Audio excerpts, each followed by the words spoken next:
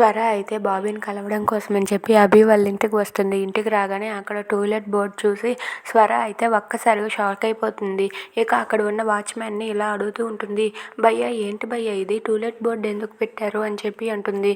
వాళ్ళు ఇప్పటికిప్పుడే ఇల్లు ఖాళీ చేసేసారమ్మా, ఖాళీ చేసి వెళ్ళిపోయారు, అందుకే టూలెట్ బోర్డ్ పెట్టాము వేరొకరికి అద్దెకి ఇవ్వడానికి అని చెప్పి అంటాడు. అది వినగానే స్వర అయితే ఒక్కసారిగా షాక్ అయ్యి అలా ఉండిపోతుంది. అంటే అభి సార్ బాబీని నన్ను దూరం చేయడం కోసం బాబీని తీసుకొని నేను ఎక్కడ వస్తానని చెప్పి ఇప్పటికిప్పుడే ఇల్లు ఖాళీ చేసి వెళ్ళిపోయారా?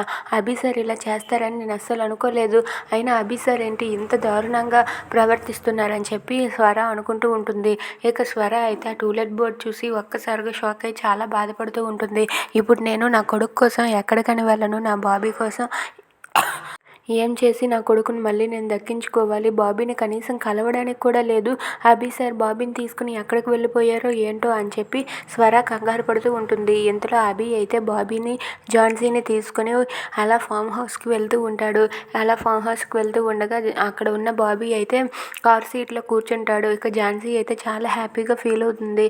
ఇక బాబీని చూసి, అబ్బాయి మనం రెస్టారెంట్కి వెళ్ళి మంచి డిన్నర్ చేద్దాం సరేనా అని చెప్పి అంటాడు. దాంతో సరే బాబాయ్ అని చెప్పి అంటూ ఉంటాడు. ఇక వాళ్ళైతే అలా సరదాగా వెళ్తూ ఉంటారు. ఇప్పుడు మనం ఎక్కడికి వెళ్తున్నామంటే ఇప్పుడు మనం ఫామ్ హౌస్కి వెళ్దాం. అలా మనకి నిద్ర వచ్చినంత వరకు ఈ సిటీలో మొత్తం తిరుగుదాం.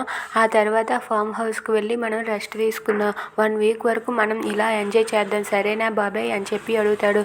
సరే అబ్బాయి, నువ్వేమన్నా ఓకే, నువ్వు హ్యాపీగా ఉండాలనే కదా చూస్తావు, నువ్వేమంటే అదే అని చెప్పి బాబీ అంటాడు. దాంతో అభి చాలా సంతోషిస్తాడు. Please subscribe our channel.